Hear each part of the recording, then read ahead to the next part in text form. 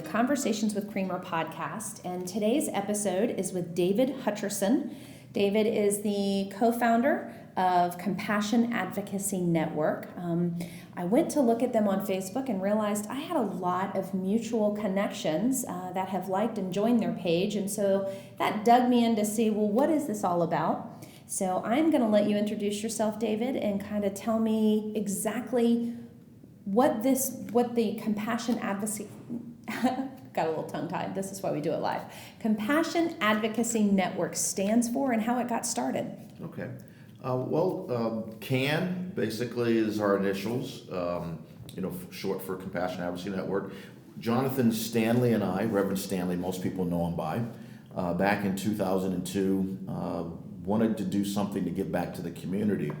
And Reverend Stanley came to me, he said he had this vision of helping other people that are forgotten. He says, but he really didn't know how to go about building it. He says, but in this vision that God gave him, God said that I would know how to build it. So he wanted to present the opportunity for me to help him grow his vision. And we started out visiting nursing homes, for one nursing home in particular, Riverside Convalescent Center over in Hampton. John was good friends with the activities director there, and so we started visiting residents there and noticed that the residents there that we were visiting did not normally get a visitation from a family or friend. They did not have some of the other things that the other residents were getting when family and friends came to visit them, like snacks, little goodies. Homemade trinkets, things like that. Simple things like, toothbrush. Oh, yeah. Toothpaste. Just that extra home. The basic stuff that we take for granted of having, those things were quality of life improvements for them because they didn't have the money to pay for it. And a lot of people, were under misconception that their Social Security paid for, stuff like that. And we come to find out that it only paid for their medical treatment and their care in the facility. And that touched us where we were like, well, wow, how do these people get this stuff? And we learned that the only way they were going to get it if somebody gave it to them. So John and I decided we were going to put together an initiative to go ask businesses. At first we started funding it ourselves. We did that for 5 years. Every weekend we'd go out and would buy stuff for people. And then one day our boss called us in the office and he says, I see you guys are doing this thing on the weekend. It's needed in the community. When are you two going to take it serious? Oh, wow. And, we looked at him like, what do you mean? We're like, we are serious. So we said to him, he says, no, you're not. You're only doing it on the weekends. And we took a moment of pause. And we says, well, if we were to be that serious, it would require us to quit our jobs. Wow. And he said, well, when are you guys going to take that step? He says, you guys are playing with it. You're actually doing a service. There are other nursing homes in the community who could benefit from the service. And there are businesses like me who would not object to contributing to support the cause. So you're going to be the first one to contribute money to us? And we hit him up right on the spot and told him, well, we need this much money because we want to do something for Christmas. He wrote the check. Wow. And we were like, okay, he's serious about us being serious. Well, you said that John told you that God gave him this vision, gave him this desire, and that you were going to help him fulfill it. So I'm just saying. So anyway, Jonathan had a conversation, and I later that day, I says, the only way this is going to work is you have to come off your job first, John, because I can build it from the back end, but I'm going to need you to get out there and start doing some of the things. So in 2012, Jonathan left his 2011. He left his full-time job. 2012, I left mine. And we started the process of soliciting businesses, putting together items that these residents needed, and we did it through the concept of a bag. And, we call it the Can Help Bag now, which is our signature footprint in the marketplace as far as how we go about delivering these items. And A girl that used to work with us, she left the company, called us up, said, I'm no longer with them. I see what you guys are doing, and I was wondering, can I help you guys? Wow. And we were like, yes! We'll take it. We need to help. So she joined us to head up our community development. And so she solicits the business community, let them know what we're doing, ask for contributions. And so from the three of us in that, we started growing out from 1 nursing home to 3, from 3 to 5, from 5 to 7 to 12. And then we had to put a stop on it because we realized at that point that it was no longer a hobby, it was a business. Yeah. So we had to do the business stuff, the business plan, the 18-month plan, the budgeting, and all that good stuff that goes along. Which you were really good at, right? Yes, but I really didn't realize I was going to do that for the charity. We have these misconceptions about how that works. But since 2012, though, through 2016, the charity has grown to where we have helped thousands of people and families every month, not just here in coastal Virginia, but in North Carolina, some parts of South Carolina. So has it merged from nursing homes then? Is that what you're saying? There was a point that it turned from nursing home into other needs, or are you predominantly still in the facilities? Yeah, we still focus now on just isolated elderly, nursing home residents, and we conduct fundraisers for families and kids with cancer. We found a niche for us in the marketplace as far as our looking at who are the forgotten populations that are underserved. And we realize that a lot of people, the growing population, the elderly population is the largest segment that is underserved and are isolated. And it was disheartening to hear sometimes, we'll pitch an opportunity to support us, and here are the options, and people want to give money to help the kids. Right. And we go, oh, we really need your help with the elderly. And some of the comments people would make about, I don't care about the elderly, they're going to die anyway, but the kids, they're going to have an opportunity.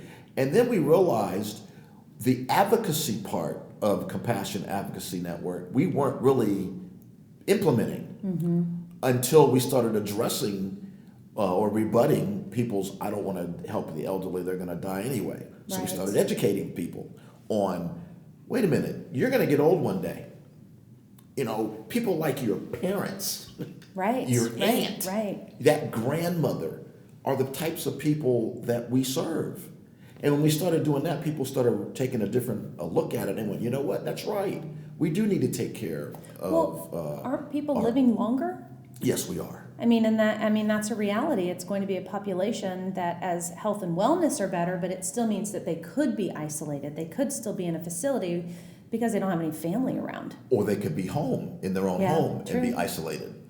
We've been collecting donations from people just to put a handicap thing in the bathroom for somebody that's in their home, that's getting home health care services, that doesn't have money to do those types of things. But anyway, the coming up in next Monday, we're going to kick off our 15 years of teaching the world how to love celebration. It's like a birthday party type thing. We're going to do that at the Eagle's Nest on Nevin Road in Virginia Beach. And, we're going to basically have a live performance there with Route 66 performing. We're going to have some games, 50-50 raffle, silent auction, and some food for people to eat. There'll be some meat there because not everybody likes vegan food. But You're funny. We're gonna make sure that people enjoy themselves while we're there, but at the same time, we're gonna celebrate the fact that we've been successful in 15 years of doing what we're doing, and it's because of the community support that we've received. So tell me, I'm looking at here, and I'd love to hear it from your voice. Tell me what your mission statement is. I really like that, and I think it really does kind of put the whole label on exactly what your 501(c)(3) is. Yeah, we teach the world how to love through simple acts of kindness by putting compassion into action. And the way that we do it simply is identifying or at least tailor-make programs that meet a variety of needs, and they include basic necessities to isolated, forgotten elderly residents in nursing homes, The enhancing the quality of life for families and children suffering from cancer that are devastated financially by the disease through events and activities to raise money. Let me explain to you some of the things that we've done for local families. We've had, and it's kind of disheartening, people shift their budget, all their money, to take care and pay for medical treatment. Mm-hmm. And then while they're still living, go without food, sometimes no running water because it gets shut off, no electric, sometimes because it gets shut off. And, those things are disheartening. So we decided we'd do these fundraisers, raise money to pay for things like that. One woman that we were doing a fundraiser for, unfortunately, she passed away shortly thereafter, and we discovered that she didn't have any final expenses. There was no plan made for her burial. Yeah. So the money that we raised during that particular event, we shifted it to help take care of her final expenses. Mm-hmm. We've had a call from somebody that knew about what we were doing from Pennsylvania. They gave us a call and asked us if we'd be able to help honor a dying wish of one of their parents. And the wish was the woman wanted her ashes scattered over the Atlantic Ocean in Virginia Beach. Oh, wow. Must have been a vacation spot for their family or something sentimental. Yes. So we said, sure, we can assist with that. So we contacted one of our sponsors that happens to own a charter boat and asked would they accommodate the request. We did it on a Sunday. Wow. The family drove all the way in from Pennsylvania, and we took them out on the Atlantic Ocean for them to say goodbye as they spread their parents' ashes over the Atlantic Ocean. Those types of things that we do really set us apart from how other charities in the marketplace do things, particularly when you're dealing with the cancer aspects. Mm-hmm. Most of the money that's raised is spent on research, and very little is actually spent on impacting people's lives while they're still alive. Right. So that they're still considered survivors. They haven't lost, they're still living. Mm-hmm. But anyway, we do those types of things, and it's kind of rewarding. We've given over $40,000 in direct support to families. We've sponsored numerous camps and summer camps for kids battling cancer. We've also hosted parties for isolated elderly. We'll have these birthday parties for them. Oh, how fun. We'll have watermelon socials. We'll have a day of entertainment where we'll bring people from the community and have a party on site, cookout, hula hoop, contests and that kind of thing. Well, let me ask, how can somebody get involved? What is the best place? There's probably a couple different layers of involvement, but, if somebody's listening to this and they say, you know what, I want to participate, I want to help. What is the best way for them to get in touch with you in order to whether it be donate, physical help, monetary help, donation help of, like you said, charter boats or sponsoring things? How do they reach out to you for that? They can call us directly at 757-622-8226, or they could send us an email, contact@compassionadvocacynetwork.org, or visit our website. Mm-hmm. I see you have a Facebook page. Yes, we have a Facebook page, Compassion Advocacy Network. They can send us a message. You're like, it doesn't matter, just reach out to us. We'll take the help. We will definitely respond to it. And we do have a lot of places where we need volunteers to help coordinate the collection of a lot of the items that we request, or to help facilitate the collection of those items. So sometimes it's not about money. Sometimes it's about the presence of the person facilitating and really helping you. So if you find that you don't have a lot of, say, liquid cash, there are areas where people can actually physically come in and help. Well, their expertise. Mm-hmm. For example, like we don't have an event coordinator. We do it all internally. We know that if somebody in the community wanted to help, they can help in that fashion to help us develop more of these events where we can reach more people, get the word out.